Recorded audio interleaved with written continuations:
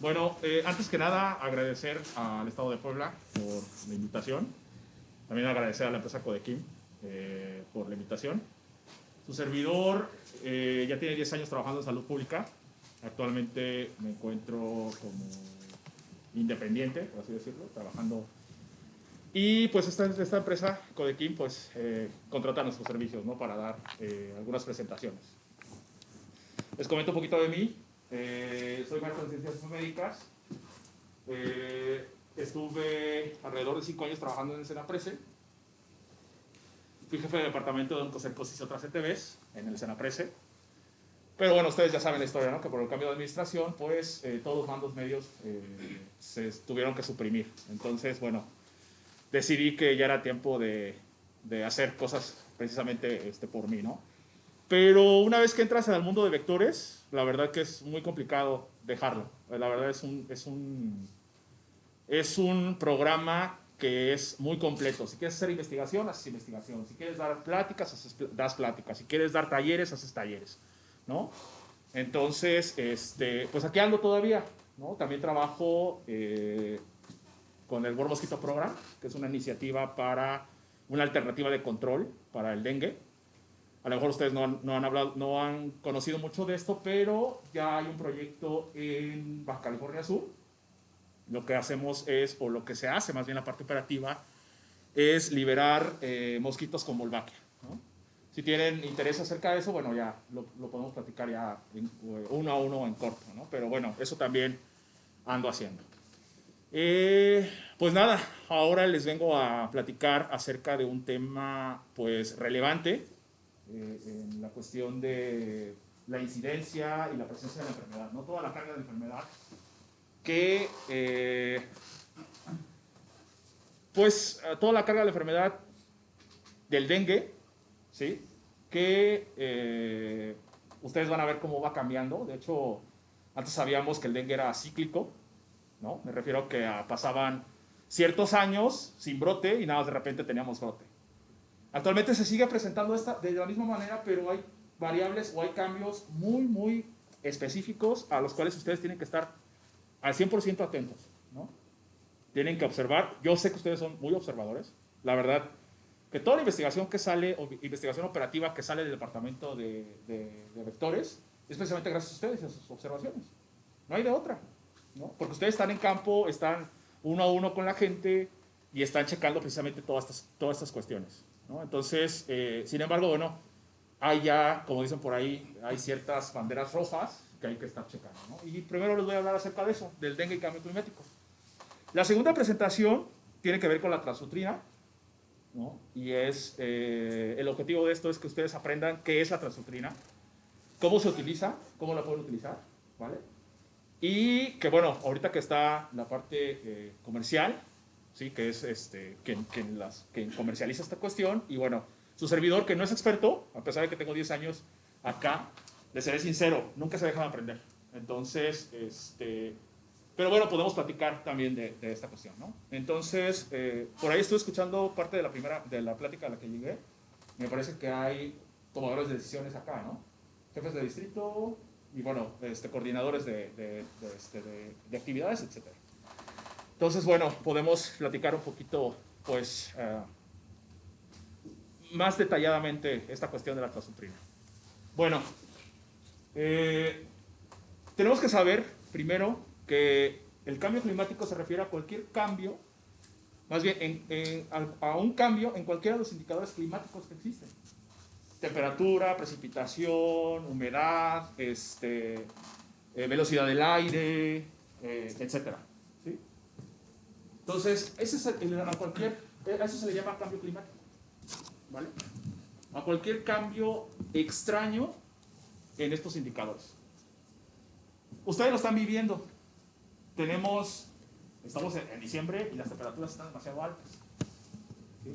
Generalmente sí, en lugares donde hace calor, generalmente no deja de hacer calor, sino que baja la temperatura. Pero a veces estamos hablando de que es noviembre, finales de noviembre, a mediados de diciembre, y sigue haciendo el calor como si fuera junio, ¿no? Como si fuera la época de verano. ¿Y esto qué pasa? O más bien, esto tiene una repercusión en el ciclo de vida del mosco, ¿vale? Y esto hace que los que los brotes, ¿sí? Que los brotes, o más bien que el ciclo de vida del mosco no se corte, sino que sea continuo, ¿vale? Y entonces ya vemos una continuidad lineal a todo esto, ¿sí? Podemos tener brotes que siguen en diciembre y es enero y todavía siguen los brotes y ustedes están en friega trabajando, ¿sí? Cuando teníamos estos periodos de descanso, que generalmente decíamos, bueno, ya bajó la carga de la enfermedad, actividades solamente pues de observación, de monitoreo, y ya no era como tal atender un brote, ¿no? Y entendamos brote que no puede ser de una explosión de casos, puede ser 5 casos en una sola región o cientos de casos, ¿no? Entendamos eso como un brote. Bueno, ¿y a qué se debe? Precisamente a una variabilidad natural o por una actividad humana. ¿Sí? Los cambios más sutiles se dan precisamente por esta variabilidad natural, pero los cambios drásticos son en respuesta a la actividad humana. ¿Sí? Ustedes, estos datos, que no son para alarmarse, pero sí para que los tengan en cuenta, ¿no? La temperatura global ha aumentado 0.85 grados centígrados. Se dirán, bueno, no es mucho. Claro que es mucho.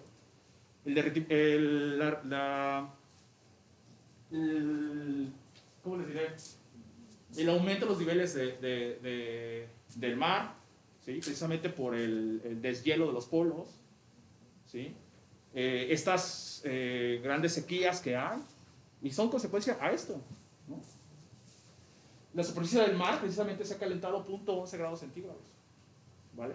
Estamos hablando de que su servidor tiene 37 años. Hace 30 años nunca estábamos, yo no escuché acerca de que los osos polares fueran a extinguirse. Y ahora estamos hablando del peligro de que los osos polares se extingan, ¿no? Entonces, pues estás prácticamente en un corto periodo de tiempo. La tasa de aumento del nivel del mar precisamente ha sido mayor que en los 2000 años previos. ¿Sí?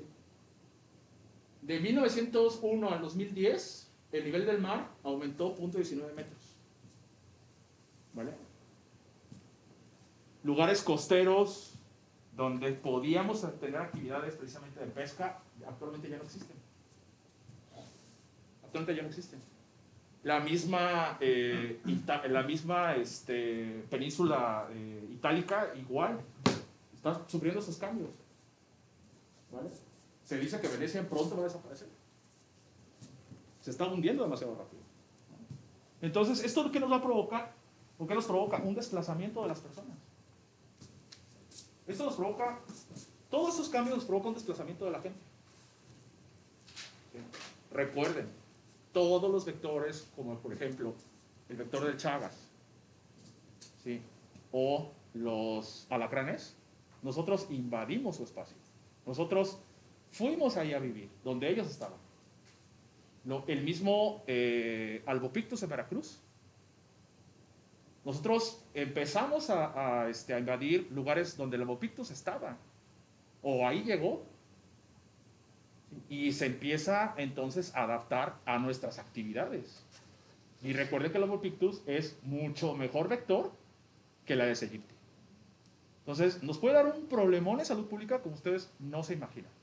Y lo que va a pasar más adelante, y lo vamos a ver, también traigo mapas de eso, es que Aedes aegypti ya no va a existir. Va a haber un desplazamiento de especies. Y el único vector que va a haber va a ser Aedes albopictus. Y prepárense. Prepárense, porque es mucho más eficiente para transmitir dengue que la Aedes aegypti. ¿Vale? Entonces vamos a tener rebrotes, vamos a tener reinfecciones, más muertes, más casos. Entonces, pues sí, son datos que dices, bueno, 0.85, 0.11, 0.19, no es mucho. Claro que es mucho. Claro que es mucho. Y vean cómo ha ido aumentando precisamente la temperatura. ¿Vale? Estos son los grados de temperatura que ha ido aumentando. Y vean ustedes dónde se concentra el mayor grado, la mayor coloración en el cambio de temperatura. Precisamente en los polos. ¿Vale? Precisamente en los polos. Y vean ustedes, les decía, esto ha sido actividad precisamente, más bien esto ha sido responsabilidad de la actividad humana. Ven ustedes cómo estaba antes la concentración de los niveles de CO2. Ven ustedes a partir de 1950 todo el boom industrial que se vivió. Ven ustedes cómo ha pasado el umbral. ¿Sí? Nos encontramos entonces en un problema grave, precisamente, de toda esta actividad humana que tenemos. Y vean, empezamos a ver escenas como estas. ¿Sí? Este es uno de los efectos de la salud causados por causas no infecciosas.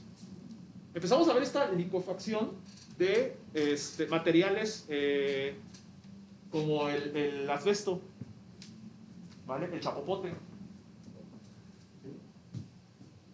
Nosotros mismos en la carretera vemos cómo se forman estos surcos cuando pasan los camiones, ¿no? Los trailers. ¿Por qué? Porque está blando el recubrimiento de las carreteras. Y por el peso precisamente de estos camiones, pues se hacen estos surcos, ¿no? Y al rato tenemos un accidente automovilístico precisamente por este tipo de cosas, ¿no? O aquel meme o no sé qué hace unos años que salió donde en Mexicali freían un huevo en el cofre de un coche. Pareciera como de ciencia ficción, pero no es cierto, es real. Las temperaturas en Mexicali son ahora extremas. Estamos hablando de 50 grados centígrados a la sombra, ¿no? Entonces sí estamos hablando ya de un efecto muy, muy negativo, ¿verdad? Entonces se habla que el verano del 2003 en Europa fue el más caliente de los últimos 500 años. Y ha habido o hubo entre 22.000 y 45.000 muertes ocasionadas por el calor. ¿Vale? Vean ustedes el aumento del nivel del mar. ¿Sí? Se prevé un aumento de 40 centímetros del nivel del mar. Entonces, estas zonas costeras o estas zonas donde teníamos actividades de pesca, pues van a desaparecer. ¿Por qué? Porque el nivel, por ahí, como dicen, el mar está buscando su nivel. ¿Vale? Lugares como Acapulco, lugares como, no sé, Veracruz, ¿sí? Van a tener que recorrerse un poco más hacia adentro, hacia el continente, para poder entonces que la gente subsista. Y eso parece sacado de una película de Cataclismo, ¿no? Del 2012, otro tipo de películas que hay, pero es cierto, está pasando. ¿Vale? Está pasando. Las pérdidas de cosecha. Y lo que ocasiona es precisamente que, según la OMS, existen aproximadamente 800 millones de personas en el mundo que sufren desnutrición precisamente por la pérdida de cosechas. ¿Vale? Las sequías y otros eventos extremos impactan directamente los cultivos. Se habla que existirán más personas sin alimento en el mundo, sobre todo en lugares donde la agricultura es una actividad prioritaria. Y noticias, México es un lugar que utiliza la agricultura como actividad primaria. Entonces se nos van a empezar a acabar estos espacios precisamente para estas actividades. Entonces, bueno, otra bandera roja a la cual poner atención. Y bueno, ¿qué es lo que pasa con las enfermedades infecciosas? Por supuesto que estos cambios de temperatura van a influir en esto, ¿sí? Va a haber más enfermedades infecciosas. Va a haber agentes infecciosos como protozoos, bacterias y virus y sus vectores asociados, ¿sí? Que están desprovistos de estos sistemas termostáticos. Nosotros tenemos calor y automáticamente pues, tomamos agua o buscamos una sombra, ¿sí? Sin embargo, este tipo de organismos no es así. Lo que van a empezar a hacer es desplazarse hacia donde nosotros estamos, precisamente para buscar refugio. Entonces, vamos a tener más accidentes por picadura de alacrán, vamos a tener más enfermos de Chagas y, por supuesto, lo que les comentaba hace rato, vamos a tener más enfermos por dengue. Y bueno, hay una correlación estricta, esto ya está estudiado y ya está publicado, que hay una correlación estricta entre la tasa de infección, el aumento de las tasas de infección y las variaciones climáticas como el aumento de temperatura y la precipitación. Y ustedes lo saben, ustedes lo han visto, ¿vale? Cuando hay lluvias atípicas es precisamente a consecuencia del cambio climático. ¿Sí? ¿Y esto qué hace? Que tengamos más criaderos, a lo mejor eliminables, ni siquiera controlables, eliminables. ¿Sí? Y la tasa de emergencia en esos criaderos, a lo mejor no es comparable con uno controlable. ¿Vale? Pero sin embargo suman. Un solo mosco es capaz de dar origen a un brote. ¿Sí? Y es por eso que es tan importante el trabajo que hacemos. ¿Vale? Entonces, todas esas cuestiones de variaciones climáticas, por ejemplo, en el norte del país, se los comento como chisme, así. Bueno, estuve ahí, pero igual, como chisme. Ya ven que ustedes, o nosotros más bien, ponemos las ovitrampas y esperamos 7 días, 8 días y las vamos a recoger, las vamos a leer. Allá no pueden hacer esto. Allá tiene que ser cada tercer día. Porque si dejan las ovitrampas en Hermosillo, por ejemplo, si dejan las ovitrampas, en 3 días ya tienen criaderos. Y ya no sirven para monitorear. Entonces tienen que estar revisando cada tercer día, las ponen un miércoles y las tienen que retirar un viernes. Porque si regresa, al siguiente miércoles está seca y además ya hay un montón de moscos. Y las papeletas que están ahí ya tienen huevecillos rotos por la eclosión de las larvas.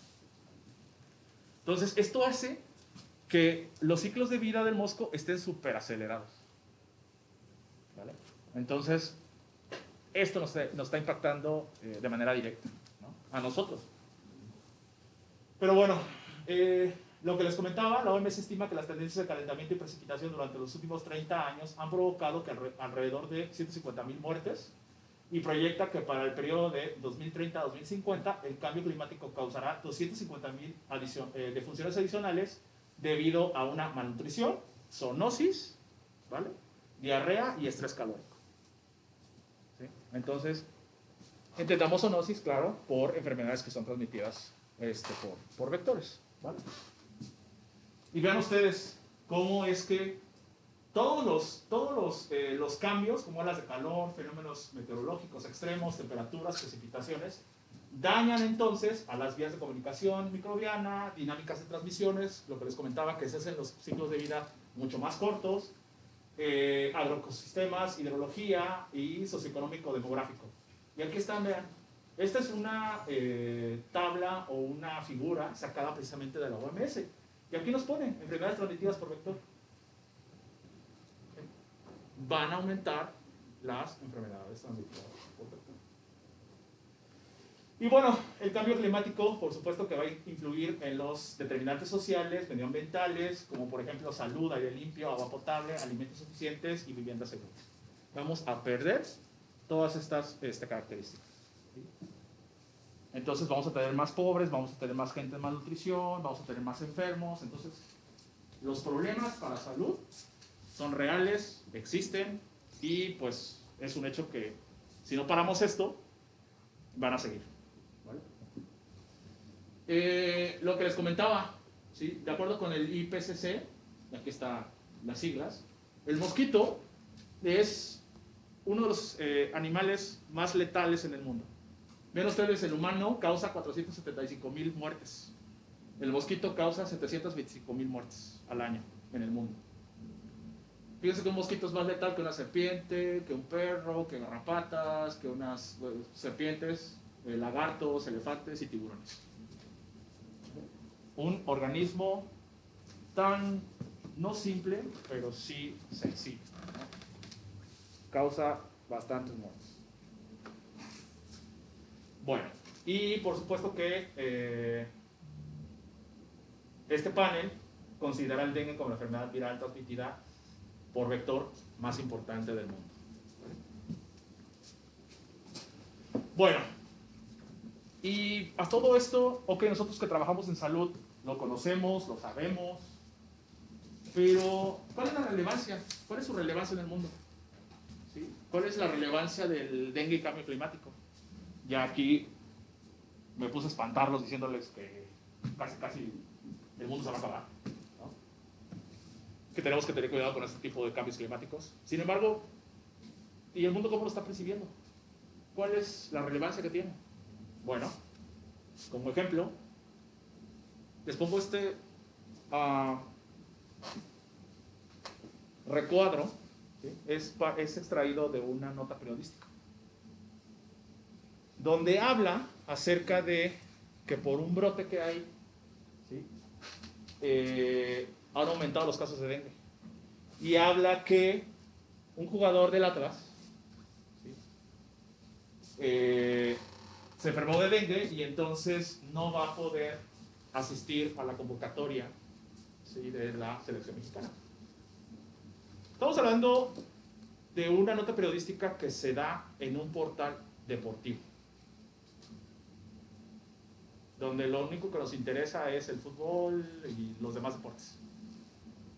Sin embargo, vean que hace referencia a la epidemiología en dengue. Habla acerca del brote que en ese momento se está viviendo en la ciudad de Guadalajara. Esto es del 2017 al parecer. Y vean, en los últimos días se ha reportado un crecimiento en el número de casos de dengue en Guadalajara. Con casi 600 nuevos casos por semana. En total van 4.355 casos confirmados en la metrópoli hasta el mes de octubre. Pareciera un boletín epidemiológico. Pareciera que esto lo dio la Dirección General de Epidemiología. Porque trae los casos por semana y trae cuántos casos confirmados trae. ¿Sí? Y también habla de que hay dengue,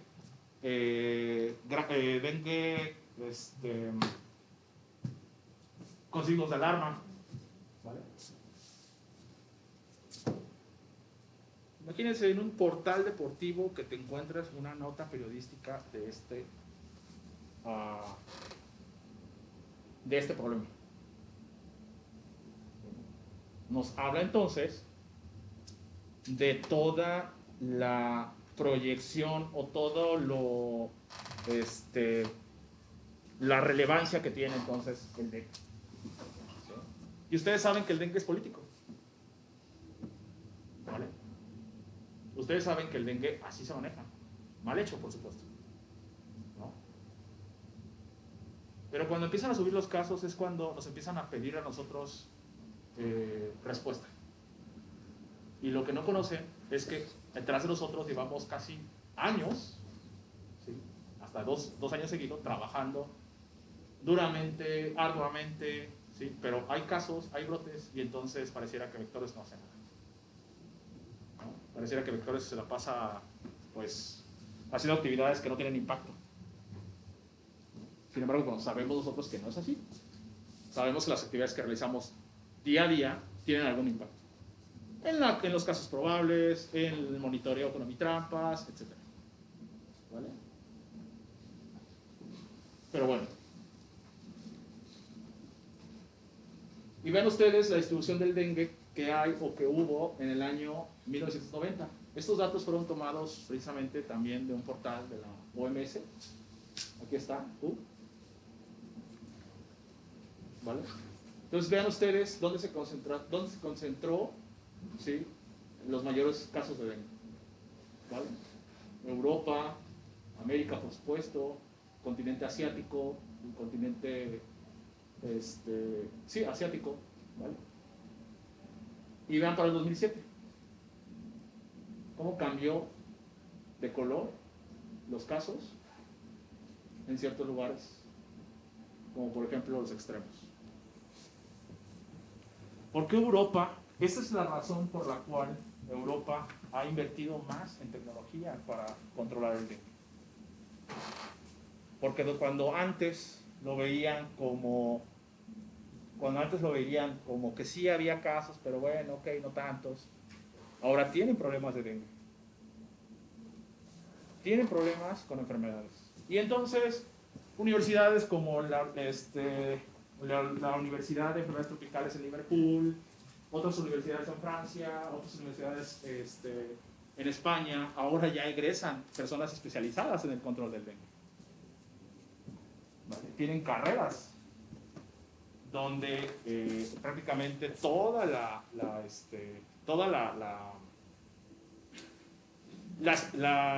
formación académica es precisamente de esto, ¿sí? Y también nos encontramos cosas como estas, ¿vale? Este es un folleto, por así decirlo, que se le da a los viajeros en Canadá.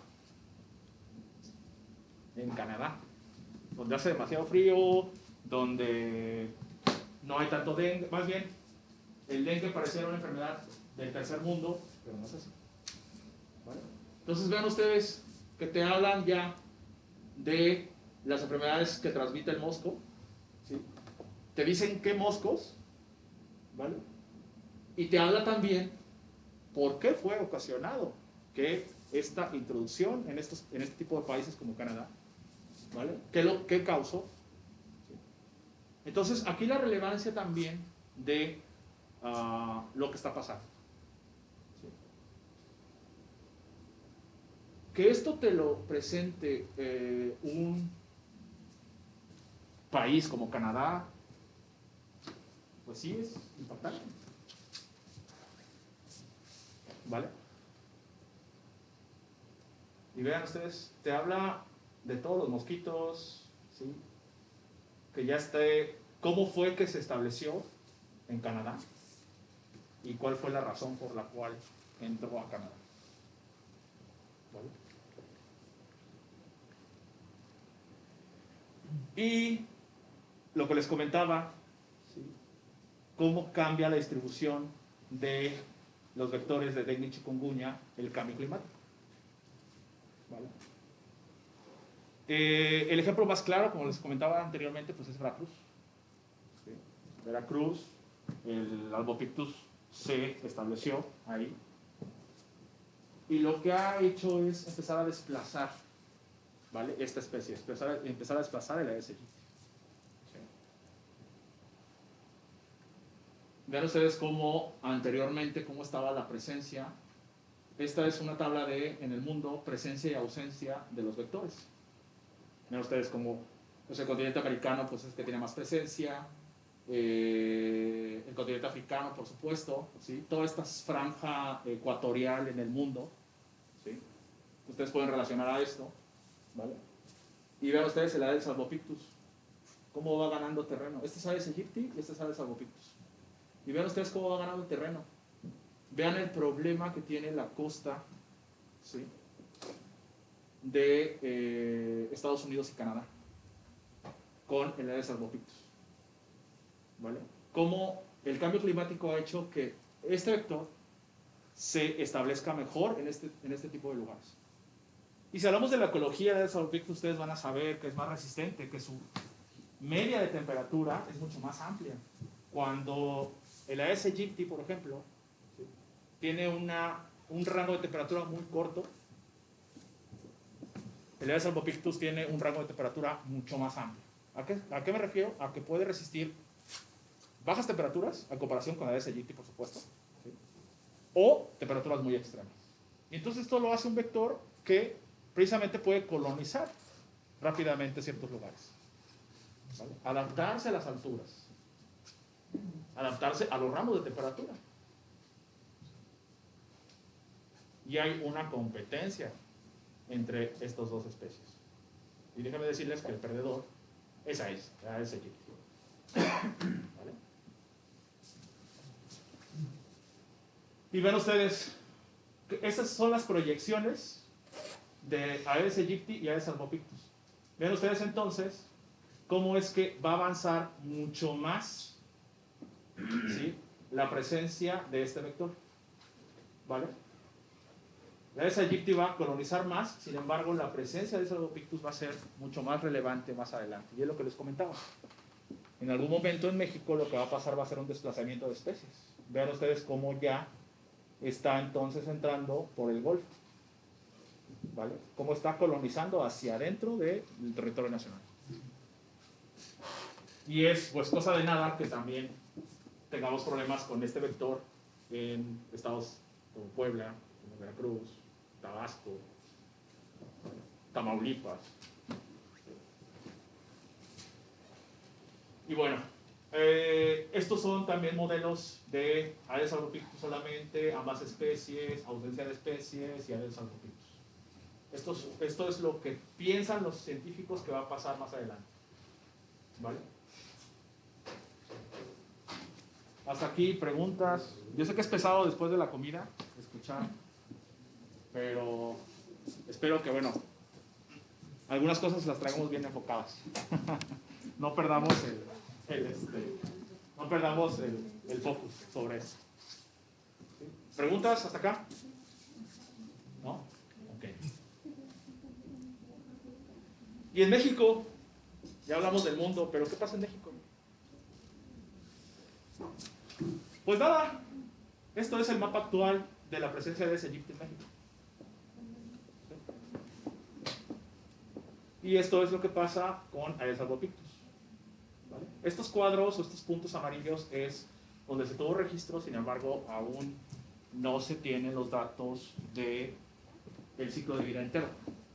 Para que hablemos de que una especie ya colonizó un lugar, tenemos que encontrar el ciclo de vida completo. ¿Vale? Si solamente encontramos un mosco, bueno, seguramente ese mosco vino acarreado en alguna planta, alguna maceta, alguna llanta, no sé, del lugar donde ya está bien establecido hacia donde no hay. ¿Vale? Pero un organismo, por un organismo que encontramos no podemos hablar de colonización. ¿Sí? Tenemos que encontrar todas las fases del ciclo biológico. Huevo, larva, pupa y adulto.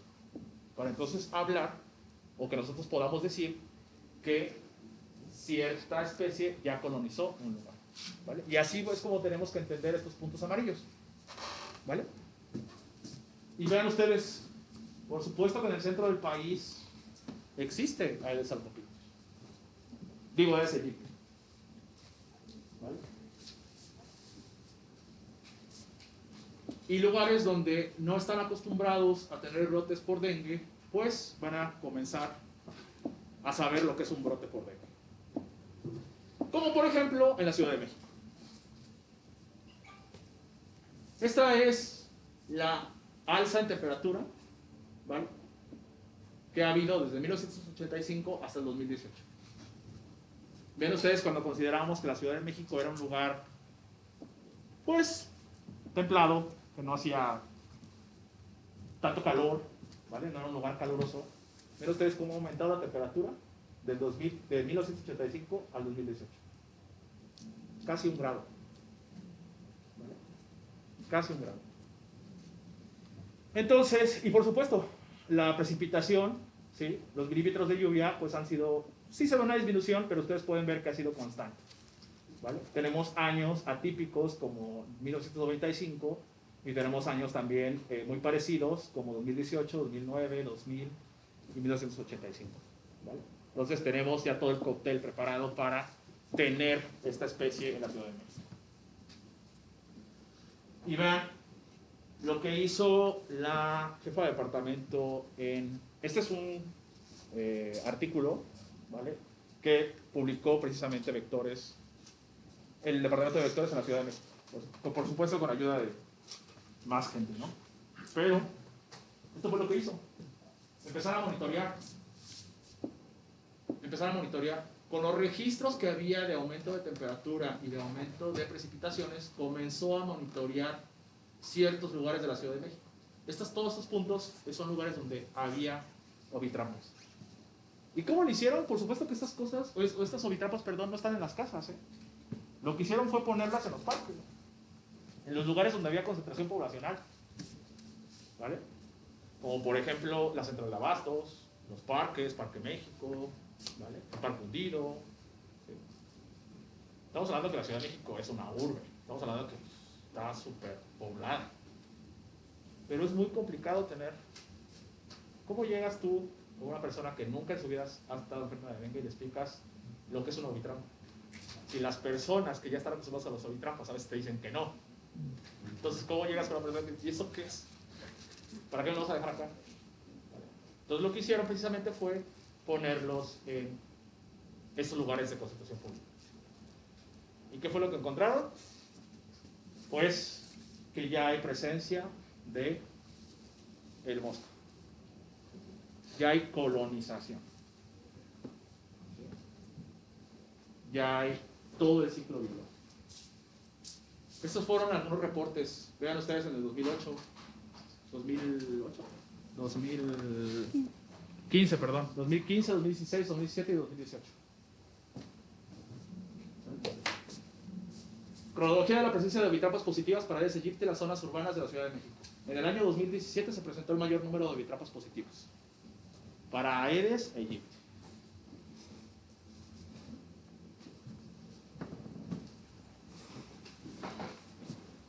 Y ustedes se pueden imaginar, en esta zona es donde está la zona de la basílica. Toda esta zona. Y entonces entendamos que precisamente fue un mosco que fue traído precisamente por estas actividades de las peregrinaciones. Exactamente. El movimiento de población. Y hace rato presentaron una gráfica muy buena acerca del movimiento de la población. ¿Sí? ¿Cómo es la relevancia que tiene el hecho de que nosotros nos estemos moviendo de un lado para otro? Entonces imagínense que ya está la temperatura, el vector, las precipitaciones atípicas, etc.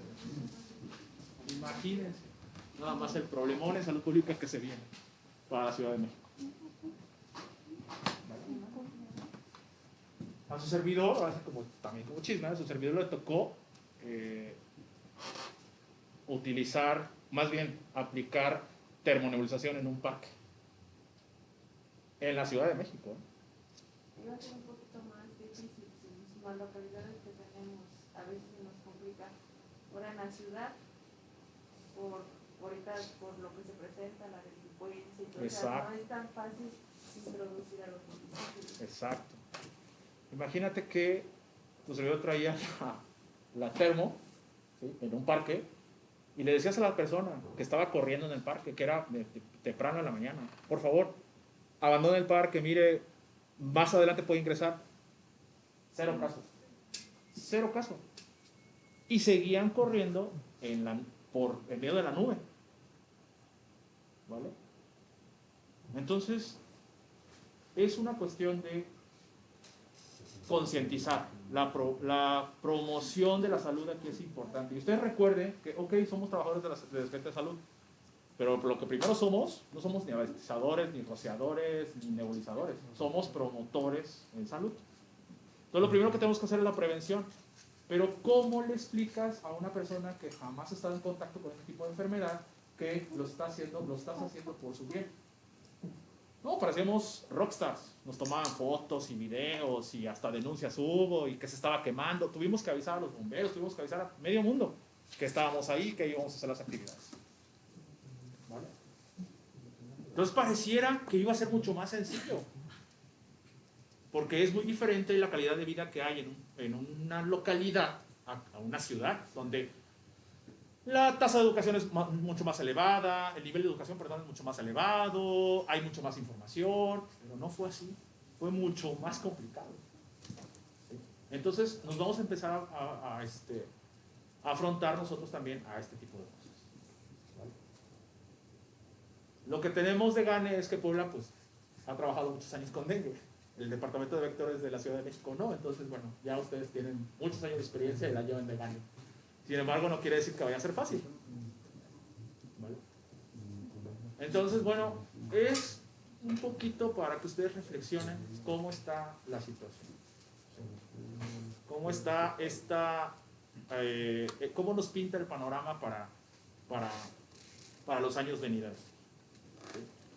Cómo es que entonces lo que se tienen que quedar con esta plática es precisamente la reflexión de que el trabajo que ustedes están haciendo es muy importante, ¿sí?, y que no lo deben de demeritar, ¿vale? Y que por supuesto que tienen un impacto. Entonces, entre mejor hagamos las actividades, mayor va a ser el impacto. Y sobre todo que somos promotores. Entonces, tratar de prevenir. El cambio climático por supuesto que va a tener un impacto más adelante, pero está en nosotros detener. Nosotros hablo de comunidad. Un solo individuo es complicadísimo. Ya ven esta persona, la Greta ay, Gutenberg, o no sé cómo se llama esta chica que grita y hace. Y bueno, tiene todos los proyectores encima, pero pues no logra mucho, ¿no? Entonces, pues está en nosotros tratar de cambiar el chip a las próximas generaciones. Sus hijos, sus nietos, ¿no? Tienen que empezar a cambiar el chip. ¿Sí? Bueno, hasta aquí alguna pregunta acerca de dengue y cambio climático. ¿No? ¿Qué les pareció? Lo que alcanzaron a escuchar. Les voy a apuntar con eso. Bueno, dígame. Yo tengo un comentario. Sí. Digo, nosotros que a veces salimos a supervisarlos a los compañeros en las diferentes localidades, digo, nos damos cuenta que venimos en el camión Sí.